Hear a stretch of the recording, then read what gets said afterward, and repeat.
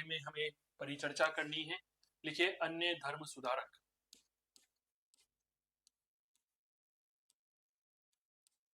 भाई Martin Luther king के बारे में तो हम 2-3 क्लास पढ़ चुके हैं ना, कई सारी महत्वपूर्ण परिचर्चाएं हमने की है।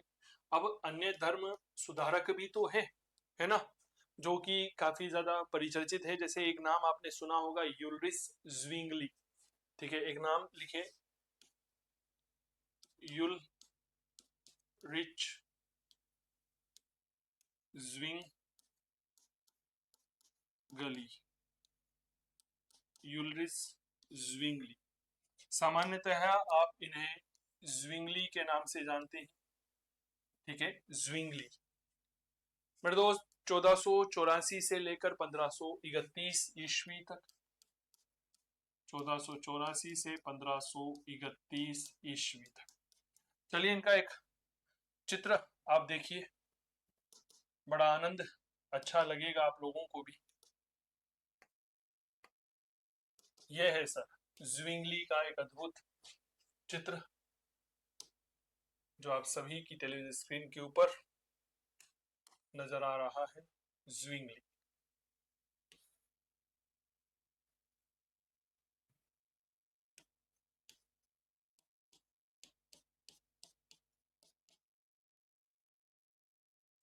ज्विंगली। ठीक है, यूलरिस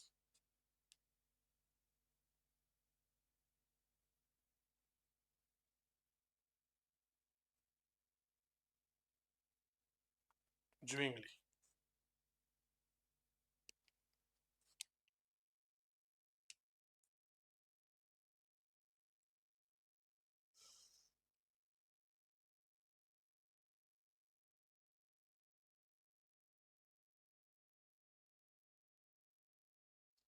यूलरिस ज्विंगली कौन था? यूलरिस ज्विंगली, जिसके बारे में हम चर्चा कर रहे हैं। मूल रूप से अगर ये बात करते हैं तो यह एक यथार्थवादी और मानवतावादी धर्म सुधारक था। इरेस्मस को अपना पथ प्रदर्शक मानता था यह, है ना। तो यह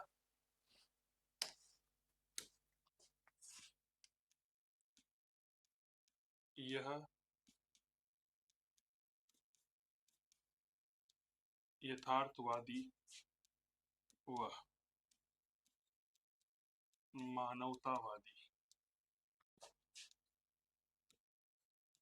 धर्म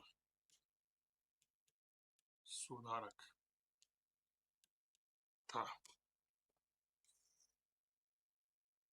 धर्म सुधारक था जो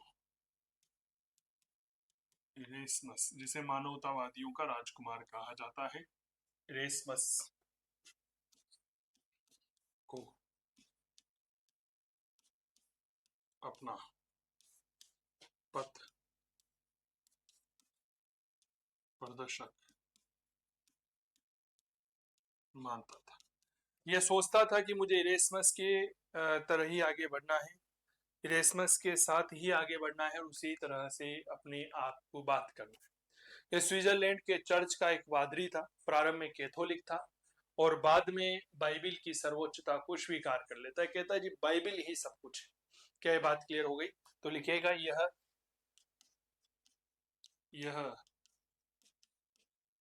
स्विट्जरलैंड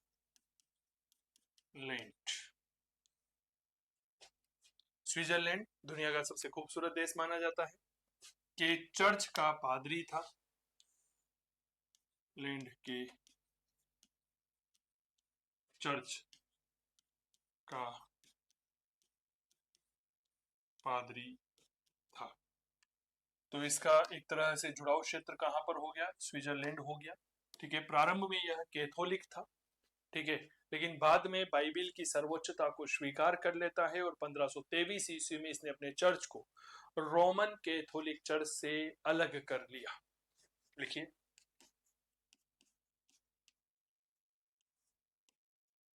प्रारंभ में यह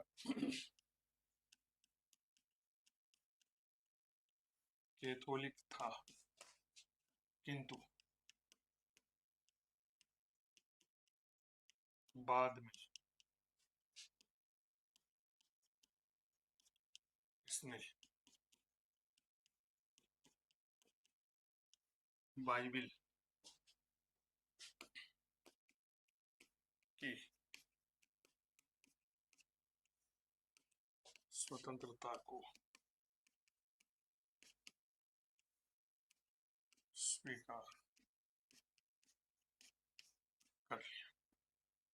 ठीक है, बाइबल बाद में यह कैथोलिक था, लेकिन बाद में जो है वह बाइबिल की सर्वोच्चता को स्वीकार कर लेता है। क्या है, बात क्लियर हो गई? 1523 ईस्वी में इसने अपने चर्च को रोमन कैथोलिक चर्च के से अलग कर लिया और सुधारवादी चर्च, जिसे हम रिफॉर्म्ड चर्च कहते हैं, उसकी स्थापना की। लिखिए, 1523 ईस्वी में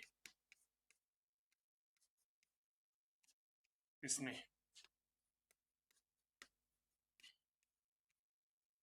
अपने चर्च को रोमन कैथोलिक चर्च से अलग कर लिया। वह रोमन कैथोलिक चर्च से अलग, वह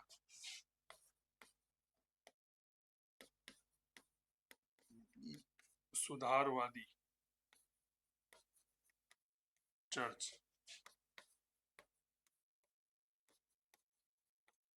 रिफॉर्म्ड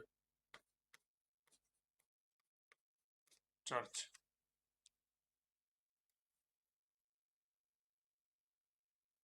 की स्थापना की।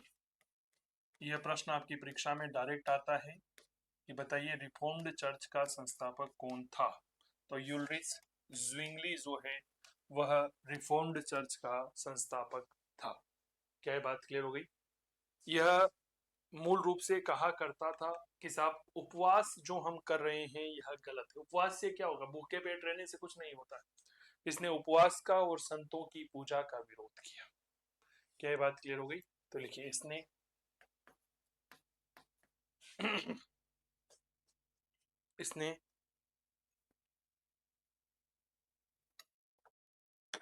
पहले तो एक बात लिखिएगा, जब इसने सुधारवादी चर्च की स्थापना की बात कही ना कि मैं सुधारवादी चर्च की स्थापना करूंगा, तो पोप ने कहा जला दो इसको, जहां भी दिखे ना यूल्रिच ज़्विंगली पकड़ लो, पकड़ करके जला दो, और जो इसकी राख है उस राख को जो है वह गंदे नाले में बहा देना। तो पोप ने इसके दमन का आदेश दिया, तो इसने ज्यूरिक के कैंटन में शरण ली, अब स्थापना की। इसके बाद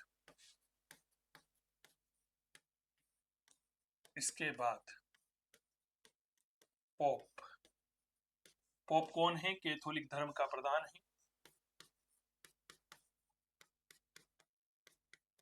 कैथोलिक धर्म प्रधान है ना, कैथोलिक धर्म का प्रधान।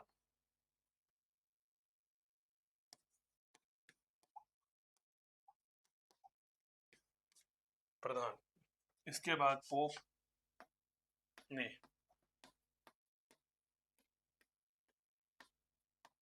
इसके दमन का आदेश दिया। इसने ज्यूरिक के कैंटन में ज्यूरिक के कैंटन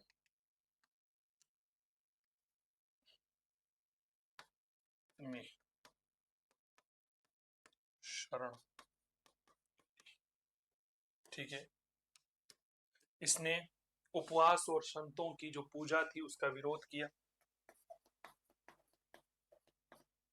इसने उपवास व संतों की पूजा का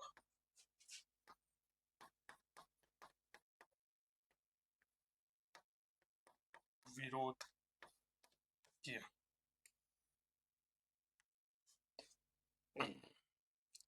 उपवास और संतों की पूजा का विरोध किया। उपवास और संतों की पूजा का विरोध किया। लिख लीजिए। इसने ज्यूरिक की धर्म सभा में 67 सिद्धांत दिए थे। अब याद करिए, मार्टिन लूथर ने 95 दिए। भाई साहब ये उसका भी गुरु निकला। इसने थोड़े कम दिए लेकिन महत्वपूर्ण दिए, सारे ही महत्वपूर्ण थे। इसने 67 सिद्धांत दिए थे। देखिए ज्विंगली ने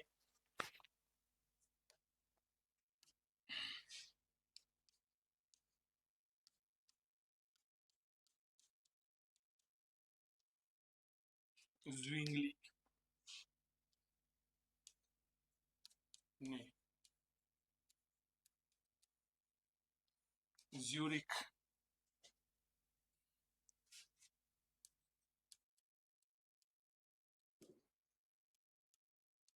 धर्म सभा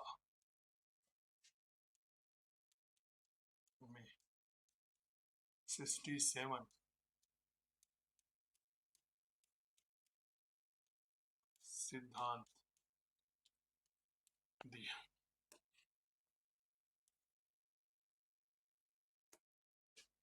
कभी कभी हमारे पेपर में इतना सरल सवाल पूछ लिया जाता है लेकिन वो गलत हो जाते हैं, ठीक है ना। इसने चर्च में मूर्तियां लगाने, चित्र लगाने आदि का विरोध किया कि आप चर्च में ईश्वर की आराधना करने आते हैं और ईश्वर किसी मूर्ति में या किसी चर्च में नहीं है, ईश्वर हमारे मन में है।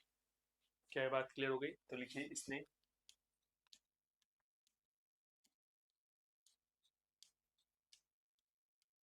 चर्च में मूर्तियां व चित्र लगाने का विरोध किया। मूर्तियां व चित्र लगाने का विरोध किया। मूर्तियां और चित्र लगाने का विरोध किया। अब इसके समय एक घटना घटित होती है, उस घटना को हम कहते हैं मारबर्ग विवाद। अंग्रेजी में कहते हैं मारबर्ग कोलोक्यू, ठीक है। ज्विंगली और लूथर के मध्य में यह हुई थी। कारण था यूखारिस्ट यानी कि जो पवित्र भोजन है उसको लेकर के। लिखिए 1529 ईस्वी में मारबर्ग विवाद, और अंग्रेजी में ही इसे कहा जाता है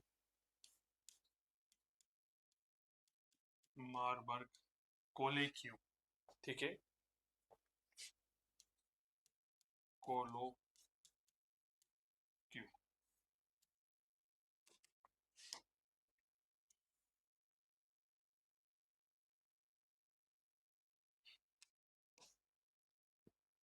कोलोक्यू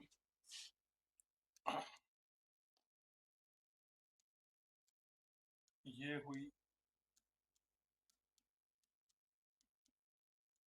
ज्विंगली व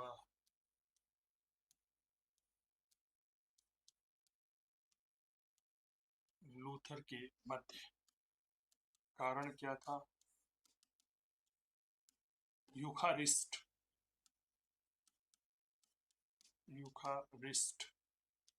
पवित्र भोजन को लेकर।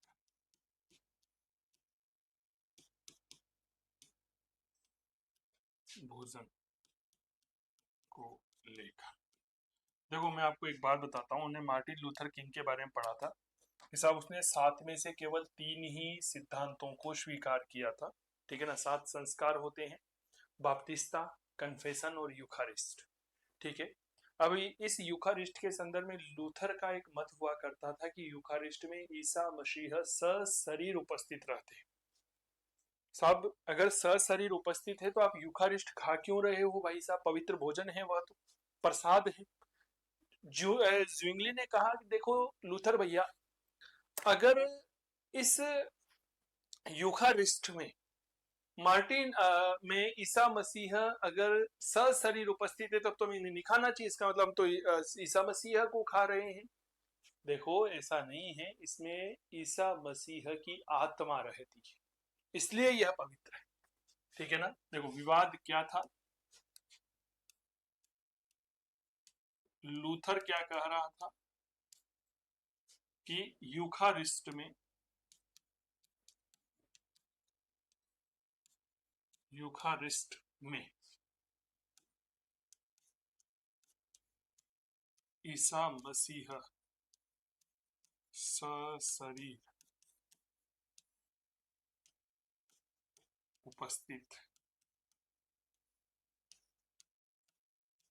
रहते हैं, जबकि ज्विंगली क्या कहा कर रहा था,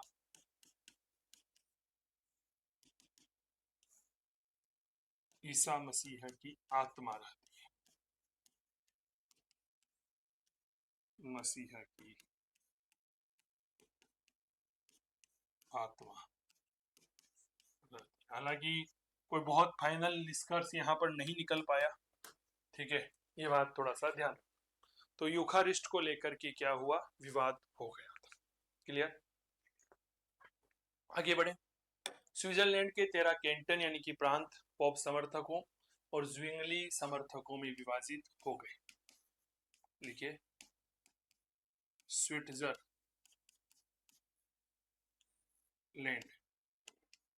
के 13 कैंटन यानी कि प्रांत,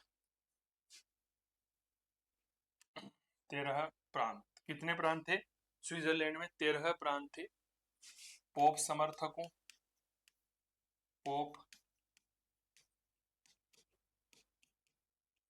समर्थकों व ज्विंगली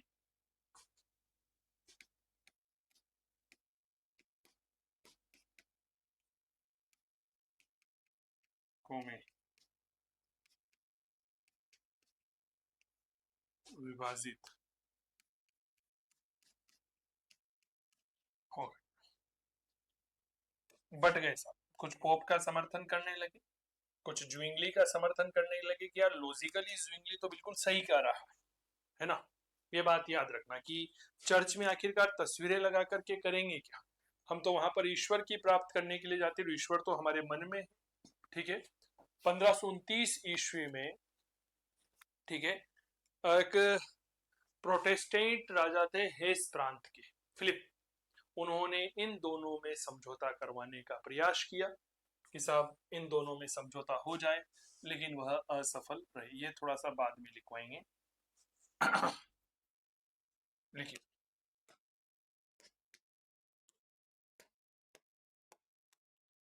पहले एक लाइन लिख लो।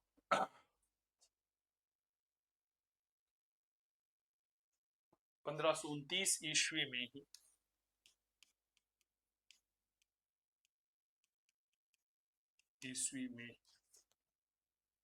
ही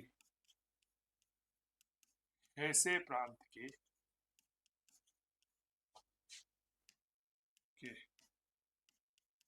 प्रोटेस्टेंट राजा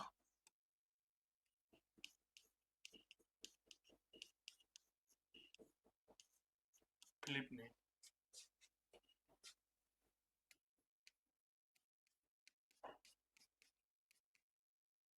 ज्विंगली व लूथर में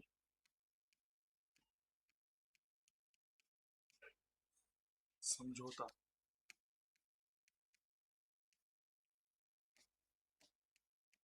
करवाने का प्रयास किया, किंतु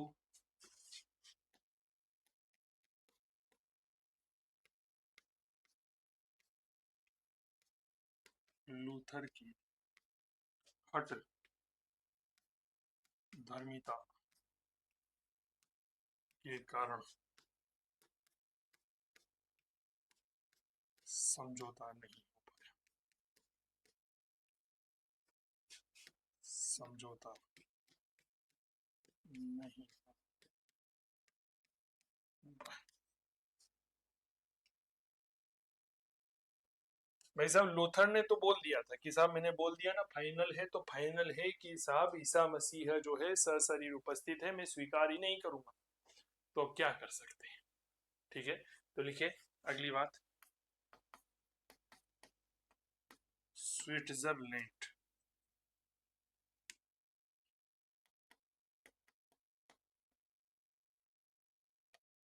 के 13 प्रांत, 13 कैंटन,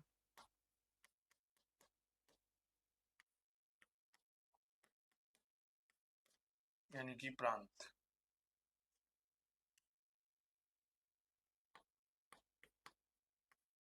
पोप समर्थकों वह, हाँ हाँ हाँ ठीक, पोप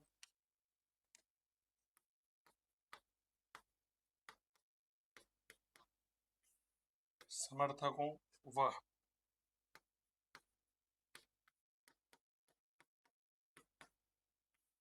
ज्विंगली समर्थकों में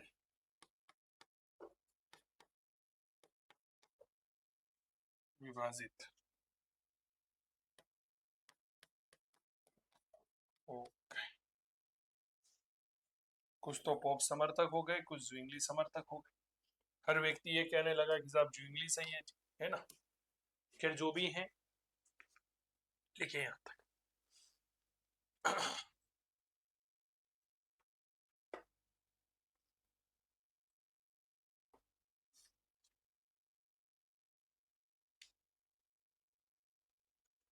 फिर साहब भाई समझौता अनिवार्य था। तो 1531 ईस्वी में काफेल की संधि के माध्यम से स्विट्जरलैंड में धर्म दो भागों प्रोटेस्टेंट और कैथोलिक में विभाजित हो गया। तो काफेल की संधि कहाँ हुई थी? स्विट्जरलैंड में हुई थी, याद रखिएगा 1531 ईस्वी में काफेल की संधि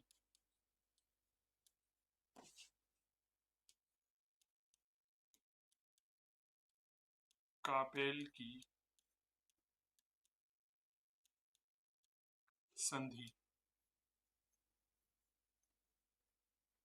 के तहत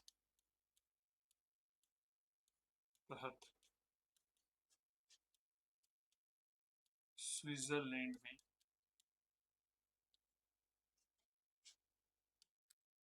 में धर्म दो भागों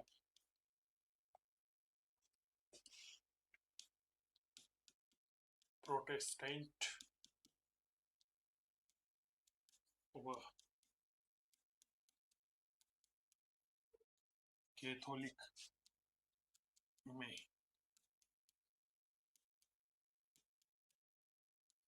विभाजित हो गया। दो भागों में बट गया, एक कैथोलिक कहलाया, एक प्रोटेस्टेंट कहलाया।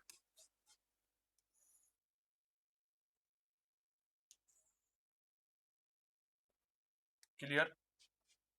ज्विंगली एक बात कहा करता था, कभी कभी कुछ बातें बड़ी इंपॉर्टेंट होती थी, कि आप मेरे शरीर को नष्ट कर सकते हो, मेरी आत्मा को नहीं।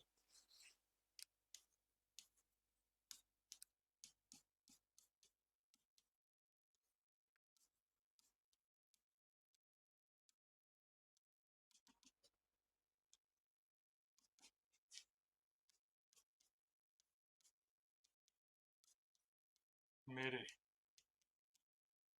शरीर को नष्ट कर सकते हो, कर सकते हो, मेरी आत्मा को नहीं।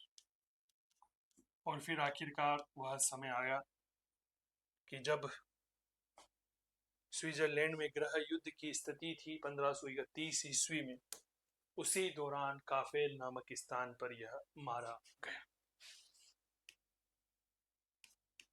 1531 ईस्वी में स्विट्जरलैंड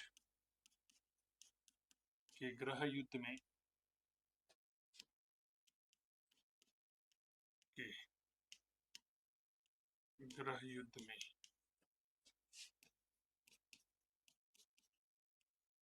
काफेल नामक स्थान पर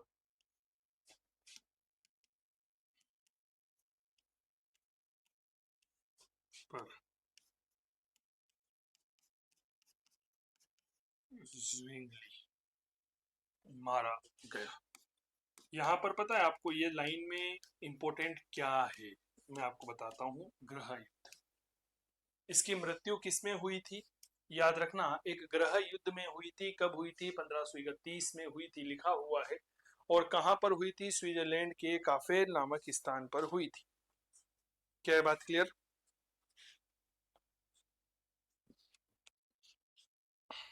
क्लियर? तो चलिए अभी की इस अद्भुत कक्षा को यही विराम देते हैं। 8:30 बजे आप लोगों के साथ में वापस परिचर्चा करेंगे इसके अगली बिंदु पर। जय हिंद, जय भारत, स्वस्थ रहिए, मस्त रहिए, तंदुरुस्त रहिए, करते रहिए इतिहास विषय की बात चंदू जैन के साथ। मुस्कुराइए, आप इतिहास पढ़ रहे हैं चंदू जैन के साथ। धन्यवाद।